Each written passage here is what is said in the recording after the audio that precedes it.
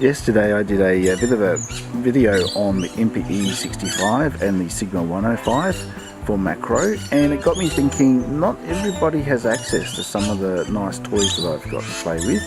So I thought I'd have a look at a tilt shift lens as well, something that many people don't get to play with. This is a TSE24. Now it's 24mm, it's tilt shift, which means that you can change the focal plane. It's really cool for taking architectural shots where on a normal camera things will be wider than out the top, and even though they're straight lines they converge. You can straighten bent lines and things like that, which is obviously just a point of view sort of line.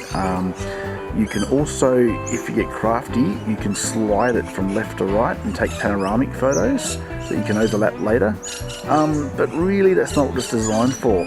You can also take really cool photos where if you're standing up on high, you can point down at an object and tilt the focal plane, and it will make things look like a miniature, which is really what I play with it for. The lens itself shifts in multiple axes, which is why it's got all these little screws. So as you can see here, I'm sliding across the focal plane, or if I've released the right knob, I can make it go and bend like this. So for all intents and purposes, it's just a 24mm lens that can do some funky little stuff.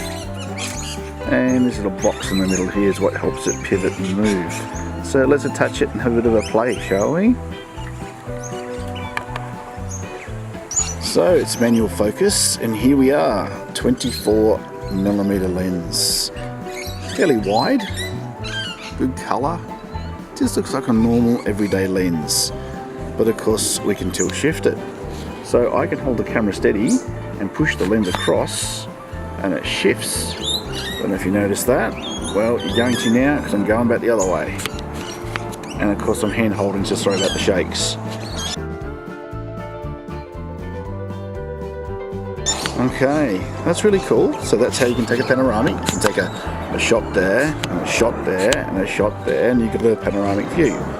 Not really that important these days because most cameras have got panoramic modes built in. And then of course you can shift it as well. So you didn't notice it too much there, but I just shifted that and shifted it again, up and down. And that's where you get rid of your bent lines and make them straight for architectural reasons.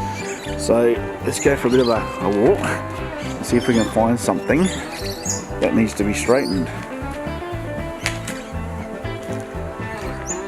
Now, I don't know what I'm going to find in my yard. It's quite a boring yard, to be honest. We've got a pool here, but that's not straight anyway. We've got a pole here. Now this pole kind of starts at the bottom there, a little bit to the left on my video, and to the right at the top there. So what we can do is we can tilt this lens to try and straighten that. Well, that made it worse. Let's go the other way. That's made it better. So if you're taking a photo of a museum or a building or something, especially if you're an architect, you can obviously use this to straighten all your lines. Other things you can do, which I didn't really mention, is you can rotate the lens.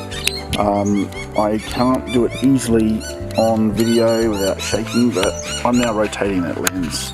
So it's gone through a full, probably 90 degrees by now, and then obviously I can tilt and shift in a different direction. Again, great for architecture or for messing about.